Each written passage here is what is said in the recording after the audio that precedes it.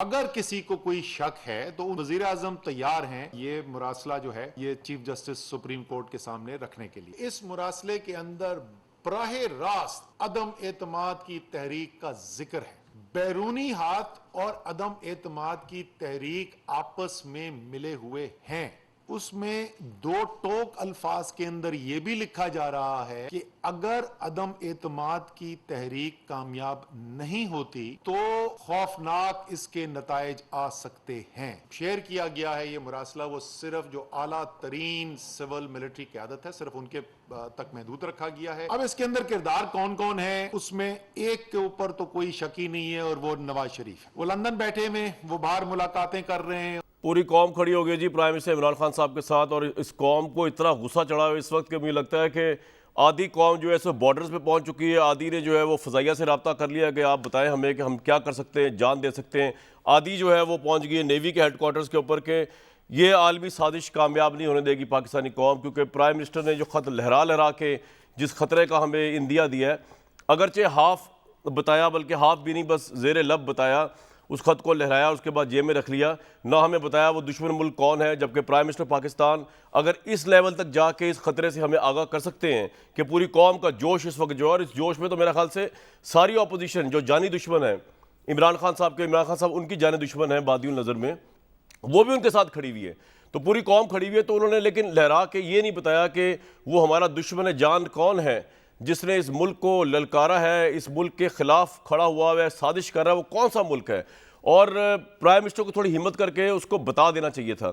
लेकिन ये मामला बहुत बड़ा है और उसको हम इस तरह जाने नहीं देंगे, क्योंकि ये मुल्क की सालमियत का मसला है, ये इमरान खान साहब की ज़ात का मसला नहीं है। ऑपोजिशन चाहे कुछ भी कहे, हम ये नहीं सोच सकते कि प्राइम मिनिस्टर ने अदम एतमाद की तहरीक में से हवा निकालने के लिए, डाइवर्ट करने के लिए कोई इतना बड़ी बात घड़ी होगी, जैसे कि ऑपोजिशन कह रही है कि प्राइम मिनिस्टर ने झूठ बोला है। लेकिन मैं ये बात इसलिए नहीं कह रहा क्योंकि, बल्कि आप सुन लें पहले ऑपोजिशन क्या कह रही है, उसके बाद मेरे कुछ सवालात हैं प्राइम मिनिस्टर से इस अहम तरीन मौजू के ऊपर, और मैं भी लिख के लेके आया हूँ क्योंकि प्राइम मिनिस्टर ने भी लिख के स्पीच शुरू कर दी, और मैं इससे एग्री करता हूँ कि जो रिस्पॉन्सिबल बात है, मोहताज बात है, वो लिख के की जाती है। लेकिन ये जो उन्होंने बात की है और हाफ कुक्ड बात की है, दुश्मन का नाम नहीं बताया, साजिश के कंटेंट नहीं बताया, क्या एक खत के अंदर सारी आलमी साजिश समा गई है और वो कंट्री कौन सी है, उसके साथ हमें फ्रेंडली ताल्लुकात रख रहे, बहुत से सवाल है पूछेंगे आपसे। लेकिन अब ऑपोजिशन इसका किस तरह इसको देख रही है, इस खत में क्या लिखा हुआ है। अगर प्राइम मिनिस्टर नहीं बताएंगे तो ऑपोजिशन बताएगी, और वो अब क्या बता रही है, मरियम नवाज साहबा ने क्या बताया सुनने। इसने नहीं बताया खत में क्या है, मैं पढ़ के सुनाती हूँ उस खत में क्या है। डियर मिस्टर इमरान खान, अर्ज ये है कि हम आपके खिलाफ एक आलमी साजिश तैयार कर रहे हैं और उस आलमी साजिश का सबूत हम खुद आपको फराहम कर रहे हैं ताकि सनद रहे, ताकि हमारे खिलाफ वो सबूत आप जहां चाहे इस्तेमाल करें, जलसों में कागज लहरा लहरा के दिखाएं। और वो खत हम आपको ना वजारत खारजा के थ्रू भेज रहे हैं, वो खत हम जादू टोने के जरिए बनी गाला में कबूतरों के जरिए भिजवा रहे हैं आपके पास मनजानिब आलमी ताकतें। अब मेरे कुछ सवाल डायरेक्ट है प्राइम मिनिस्टर पाकिस्तान से, और वो ये है, सवाल नंबर 1 लिख के लेके आए वो प्राइम मिनिस्टर की तरह। अगर ये साजिश मुबैना तौर पर बैनुल अक़वामी है तो मेंबर मुल्क के तौर पर पाकिस्तान ने मामला अब तक अक़वाम मुत्तहिदा में क्यों नहीं उठाया। सवाल नंबर 1 प्राइम मिनिस्टर साहब से।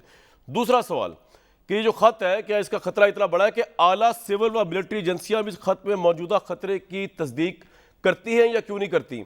और ये मैं इसलिए भी कह रहा हूँ क्योंकि DGISPR जो है वो बड़े फाल, बड़े एफिशिएंट, बड़े वेटरन सोल्जर हैं, वो तो ऐसे किसी मौके के ऊपर अवाम को खबरदार करने से चूकते ही नहीं हैं। तो ये तो इतना बड़ा मसला है, इसके ऊपर जो है वो हम ज़रूर चाहेंगे कि फ़ौज भी जो है अपना वो सिक्योरिटी के तराजू में बताए हमें। अगला सवाल चीफ जस्टिस के मुतालिक कहा गया उनको दिया जाएगा। चीफ जस्टिस तो सवाल ये है प्राइम मिनिस्टर साहब, ना खारजी मामला और ना ही दाखिली सिक्योरिटी के जिम्मेदार हैं। इस खत को किस तनाजुर में उनको दिखाया जा रहा है, आवाम को नहीं दिखाया जा रहा। और फिर सबसे इंपॉर्टेंट बात, क्योंकि आवाम को जिम्मेदार हैं सब, कि प्राइम मिनिस्टर पाकिस्तान इस खत को मुल्क की आवाम, पार्लियामेंट और नेशनल सिक्योरिटी कौंसिल से क्यों खुफिया रख रहे हैं। इसके अलावा एक और सवाल प्राइम मिनिस्टर से, क्या वज़ीर-ए-आज़म के अलावा भी मसलन मुशीर सलामती अमूर, अस्करी क़यादत, वज़ारत दाखिला व दिफा इस खत को पाकिस्तान की सलामती के लिए खतरा समझ, प्राइम मिनिस्टर समझते हैं, लेकिन ये बाकी रेलिवेंट एक्टर्स, रेलिवेंट लोग, रेलिवेंट डिपार्टमेंट ये भी समझते हैं कि नहीं समझते। अगला सवाल ये, क्या महज एक खत की बुनियाद पर प्राइम मिनिस्टर को आलमी प्लान या आलमी साजिश नजर आई। अगर शवाहिद इसके अलावा भी हैं तो क्या वो अस्करी व दिफाई इदारों से शेयर किए गए? इस खत के अलावा भी अगर आपके पास शवाहिद है, क्योंकि बात ही बहुत बड़ी कर दी है प्राइम मिनिस्टर ने। क्या इस मुबैना आलमी साजिश में जो मुल्क या ममालिक शरीक हैं उनके सफ़ीरों या हुकूमतों से इस मामले में वजाहत तलब की गई है? यह भी एक बहुत अहम सवाल है, प्राइम मिनिस्टर से पूछ रहा हूँ मैं। अगर मुल्क की सलामती को दरपेश मामले में बैनुल अक़वामी कुव्वतों से वजाहत तलब नहीं की गई तो इसकी वजह क्या है? आपने अब तक आपको पूछना चाहिए था कि वो जो मुल्क इन्वॉल्व है, सीधी सी बात है, आप उसके सफ़ीर से पूछें, एहतजाज करें, उनसे वजाहत लें, सीक्रेट करके पूछ लें, लेकिन पूछे तो सही ना भाई। आपकी हिम्मत कैसे हुई कि प्राइम मिनिस्टर और हमारे मुल्क को जो है वो थ्रेट करने की?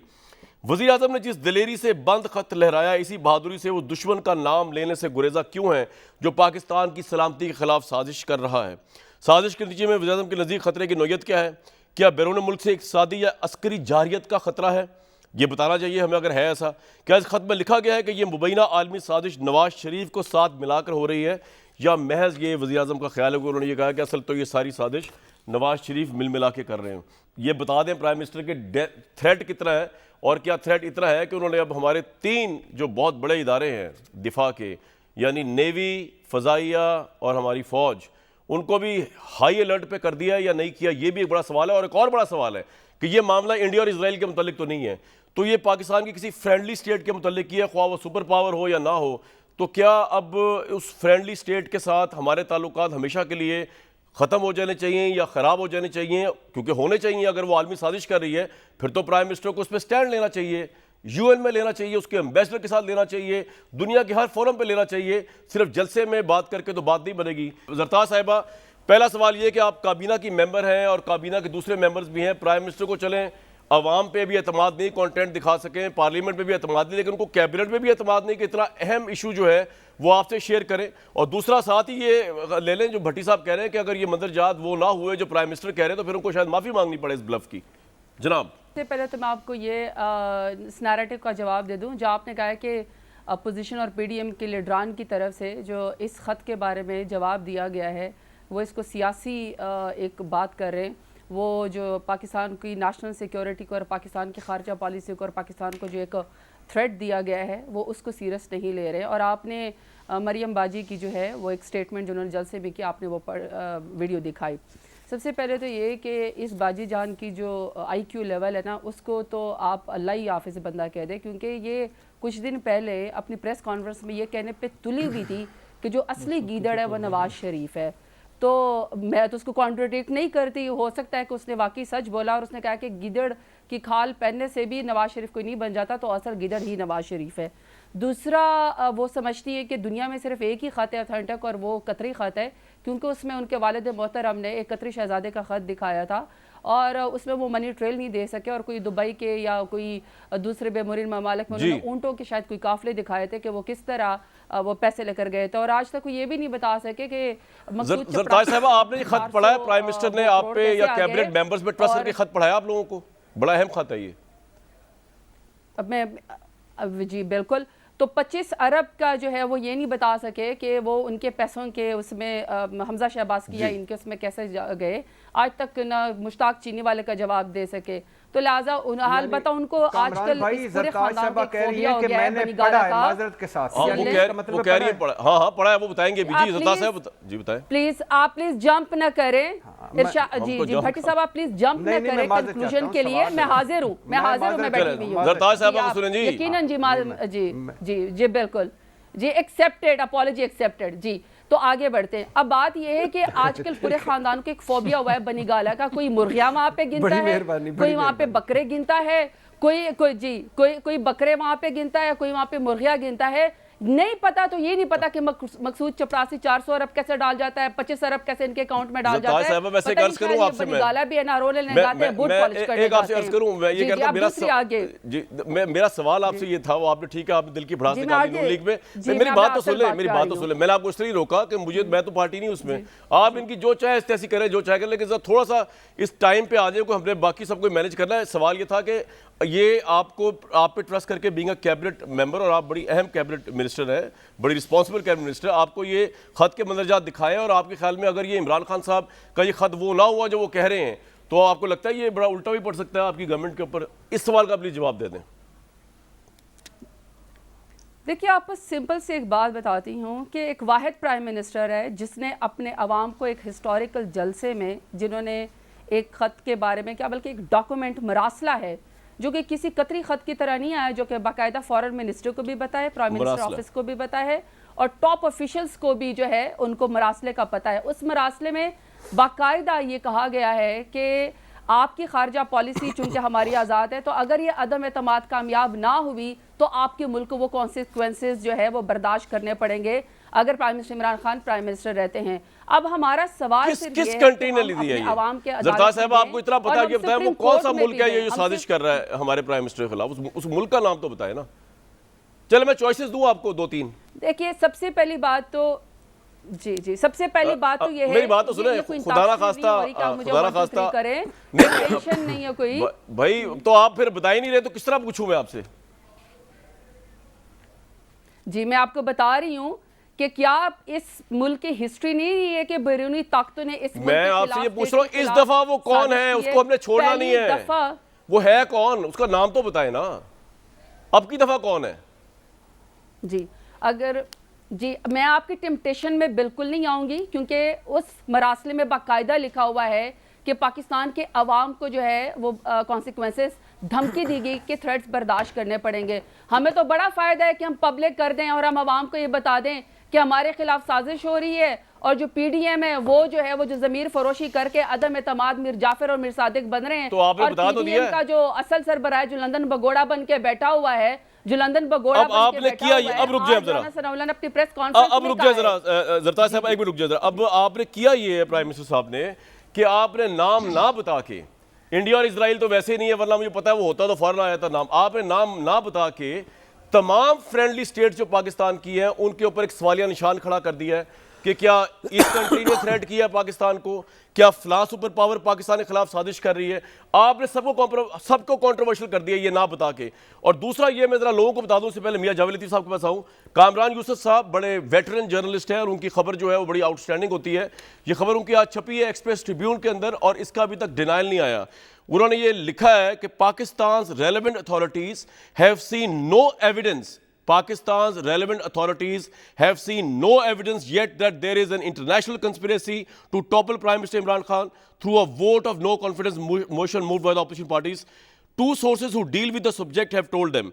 Another source added that if the threat was so serious, why was the meeting of national security? और उन्होंने फॉरेन ऑफिस की एक्सटर्नल जो है उनसे भी, उन सोर्सेज से भी पूछा है और बल्कि उन्होंने ये भी कहा है, जो फॉरेन सोर्सेज हैं उनको बताया कामरान यूसुफ साहब को, the prime minister under oath is not allowed to divulge details in public that have been shared with him as the country's chief executive. Right,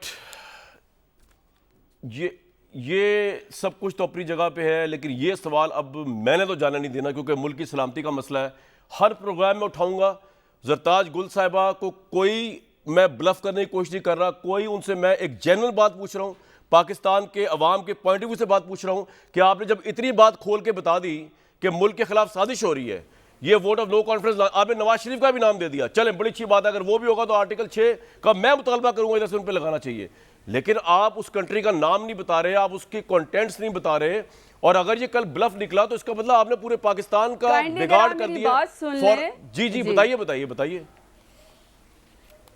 जी सबसे पहली बात तो ये है कि प्राइम मिनिस्टर इमरान खान वो वाहिद प्राइम मिनिस्टर है जिन्होंने आज हमें भी, मैं भी मिनिस्ट्रियल मीटिंग में मौजूद थी और आज हमें उस जो मरासला है उसके कंटेंट का पता है।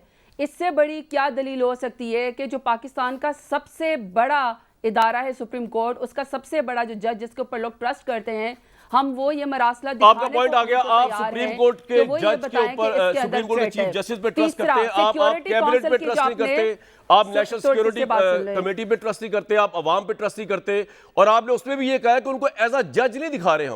हम ये नहीं चाह रहे कि कोई जुडिशियल कमेटी बने उसके ऊपर और इसका ब्लैक एंड व्हाइट में एनालिसिस हो, आप ये नहीं दिखा रहे, आप कह रहे हैं उनको मुल्क का बड़ा होने की खातिर दिखा रहे हैं। भाई वो मुल्क के बड़े हैं, हमारे रिस्पेक्टेड हैं, लेकिन ये अवाम जो है वो भी तो बड़ी इंपॉर्टेंट है, ये पार्लियामेंट भी इंपॉर्टेंट है। अगर आप